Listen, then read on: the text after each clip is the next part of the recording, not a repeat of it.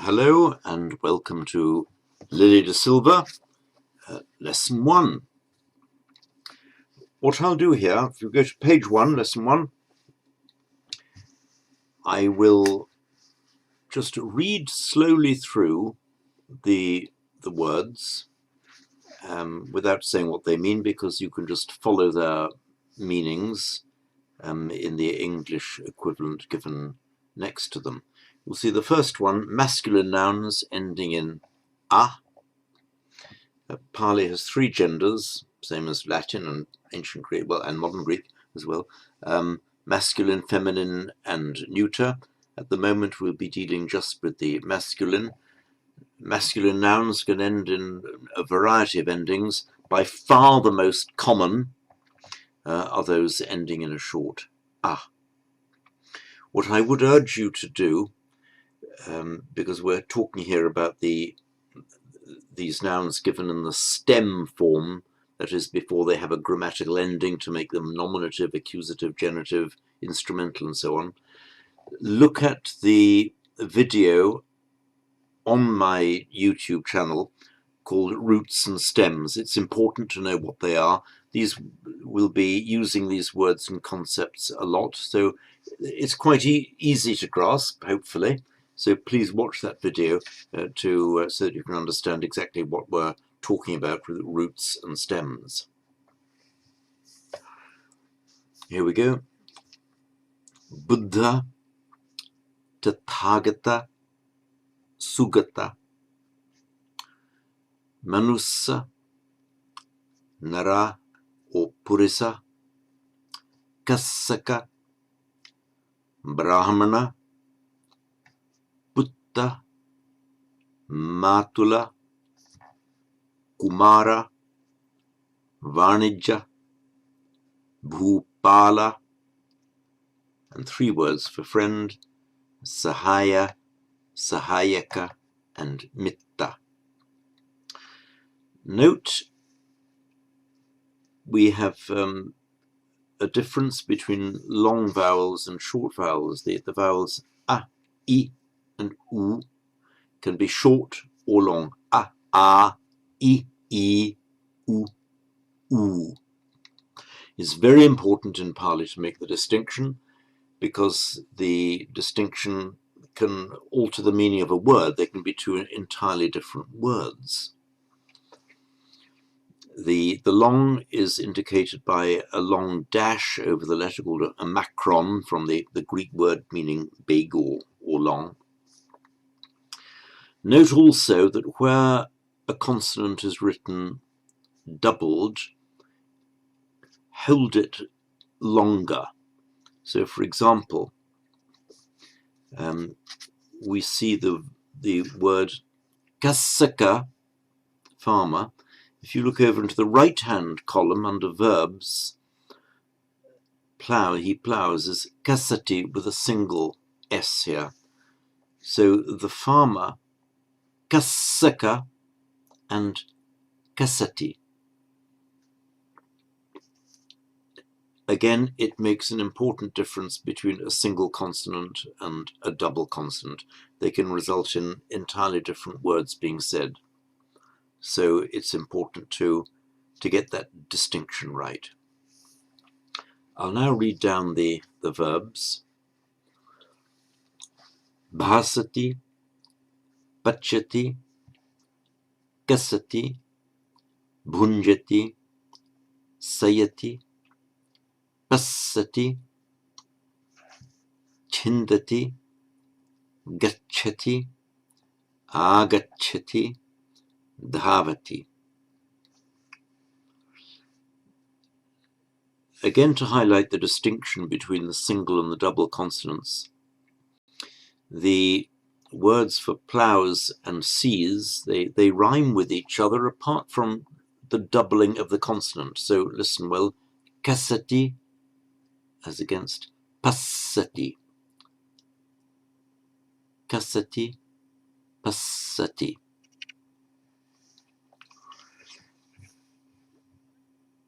We also have the distinction between the aspirated and the unaspirated consonants.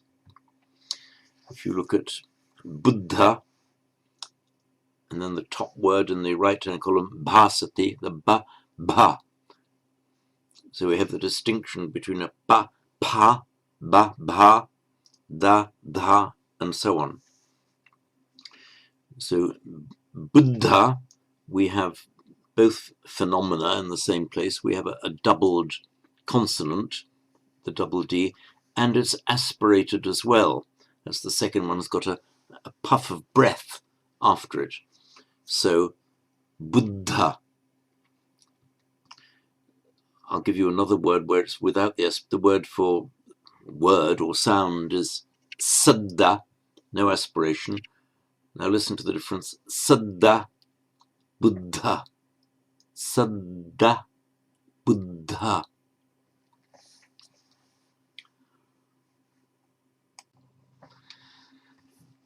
The noun in its stem form, in this case the masculine nouns in a short a.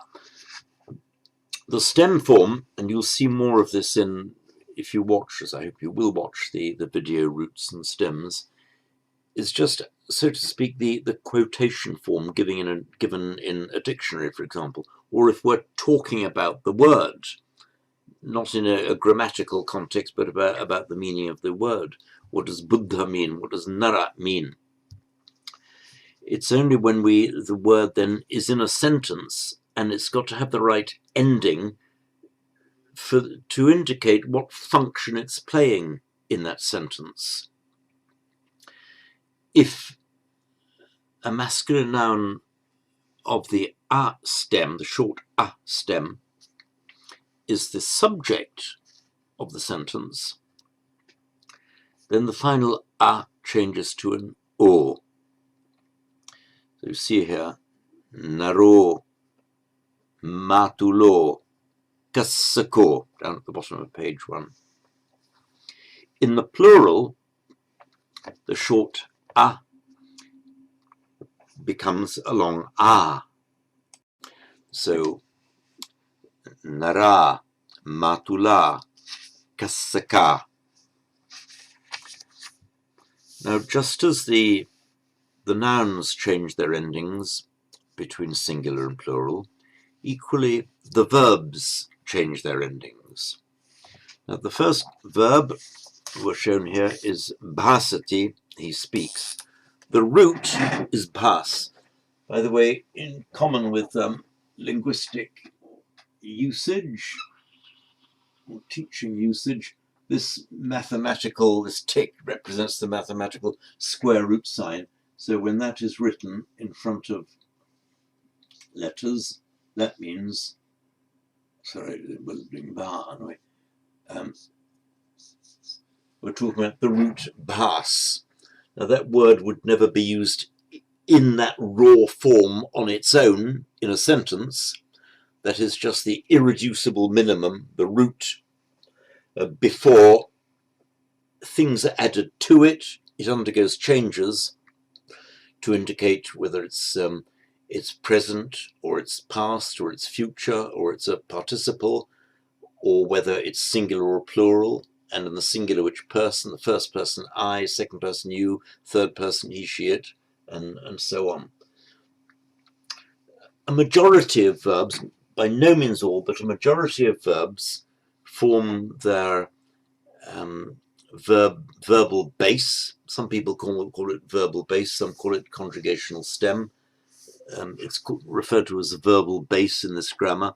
I happen to prefer conjugational stem, but it really doesn't matter. By putting in the a, followed by the characteristic for that person. So the t, the ending t, is characteristic for the present tense, third person singular verb. That's he, she, or it. So bhasati, he, she, or it speaks. And similarly, pachati, cooks, kasati, plows. Now we've seen that the singular will undergo a change in its final vowel to make it a plural. So nara, naro, matula, matulo. Sorry, naro becomes nara, matulo becomes matula, kasaka becomes kasaka. Equally, the verb will undergo a change. So in the plural, that characteristic ti will become nti. So they speak is bahasanti.